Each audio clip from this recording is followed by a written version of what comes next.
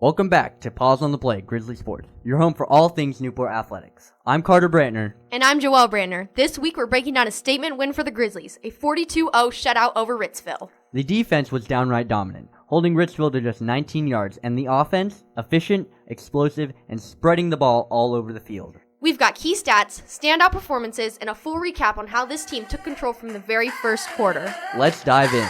I'm living in that 21st century, doing something mean to it. Do it better than anybody you ever seen. Do it, screams from the haters, got a nice ring to it. I guess every superhero need his theme music. No one man should have all that power.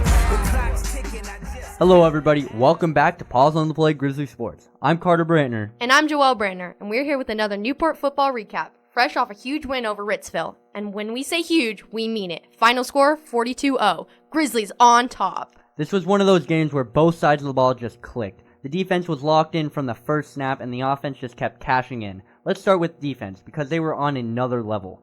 Yeah, Ritzville had just 19 total yards of offense the entire game. That is not a typo. 1-9. It was complete domination from the start to finish. Dylan Aubrey got things rolling early with a 20-yard interception return for a touchdown in the first quarter. That was the first score of the night, and it really set the tone. That came right after both teams traded early 3-and-outs, and Dylan just jumped the route, took it to the house, and got the Grizzlies on board. Damian Hamburg knocked through the PAT, and it was 7-0 Newport. From there, the defense forced another 3-and-out, and the offense went to work. 8 plays, 53 yards, and Brad Martin punched it in from the 1. Hamburg PAT was good again, 14-0. It just kept piling from there. Ritzville couldn't get past the line of scrimmage most of the time, and the Grizzlies took advantage. Brad Martin had another big run, a 36-yard touchdown scramble, to make it 21-0. And right before halftime, Martin connected with Cutter Driver on a 33-yard touchdown pass, making it 28-0. That's how the first half ended, and Newport had already taken full control. Coming out of halftime, they didn't slow down. The first drive out of the third quarter, 6 plays, 85 yards, and a strike to Aiden Kramer for a 33-yard touchdown. Kramer had 2 receptions for 55 yards and that score. Super efficient. Dylan Aubrey also had a nice 41-yard reception earlier in the game, adding to his already big night on defense.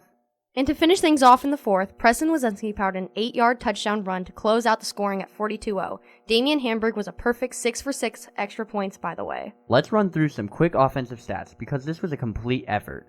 Brad Martin was 5 for 8 passing with 133 yards, 2 touchdowns, 4 carries for 59 yards, and 2 rushing touchdowns.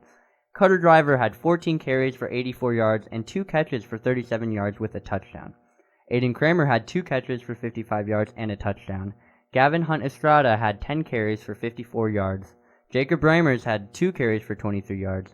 Preston Wazenski had 3 carries for 14 yards and a touchdown. And Dylan Aubrey had a pick 6 plus a 41-yard reception. Team totals, 226 yards rushing, 133 passing, 359 total yards, and again, just 19 yards allowed on the defense. Also want to shout out the defense one more time. Brad Martin and Ari Swain both picked up sacks, and the entire unit just flew to the ball all night. That was one of the best defensive efforts we've seen from this team. It was clean, it was fast, and it was tough. That's the Grizzlies' identity right now. And if they keep playing like this, the rest of the league should be on alert. That wraps up this week's stat line report. Up next, an exclusive interview with defensive lineman Landon Hall.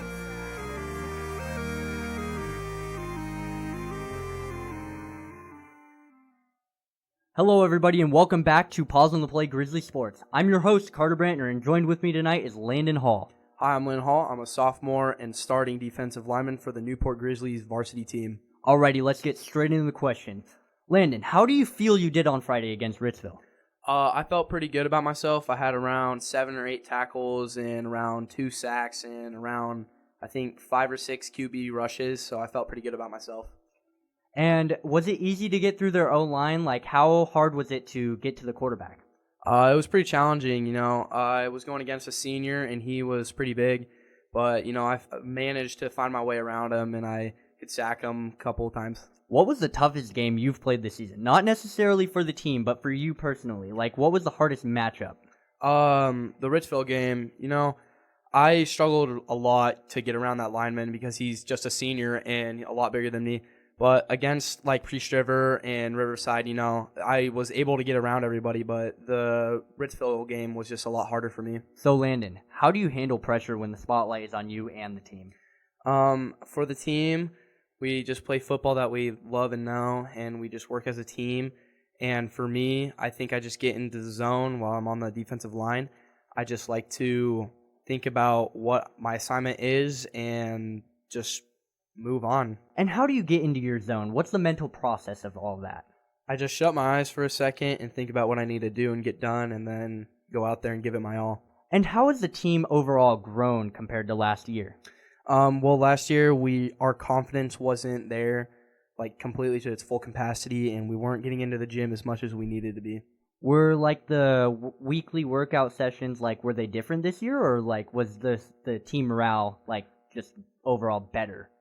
The team morale was just overall better. We were all there. We were all locked in and focused on getting bigger and stronger and faster. The summer camps, like, how did that improve from last season, if it did at all? It improved by our quickness, because most of the time we were just working on agility, and the agility part has helped us a lot this year by being able to run people down and track them and just overall being fast. And how does it feel to represent your school when you're doing so well on the field this season?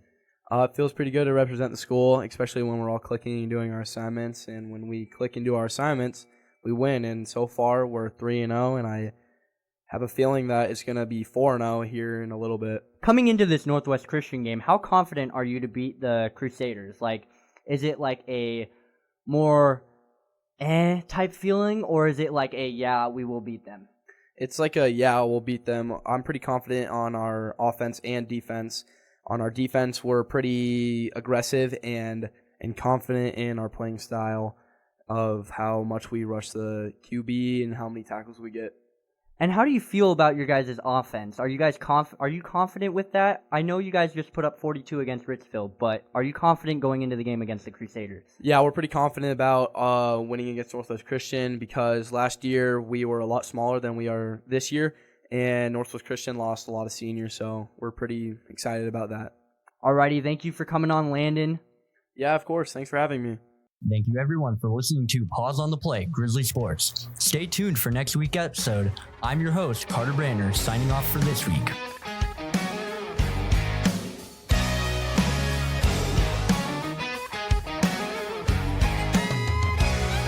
There's a party going on around town. It's one rowdy cowboy throwdown here in H-Town, where we're stronger than a hurricane. Miles around, best of the best come here to put their tough to the test. Give it all for gold or go home broke when they open up that gate. Welcome to the show, welcome to the home of the world's biggest rodeo, where the stars light up the night underneath that Texas sky.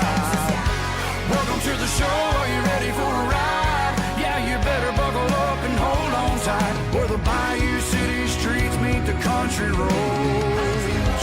Welcome to the show.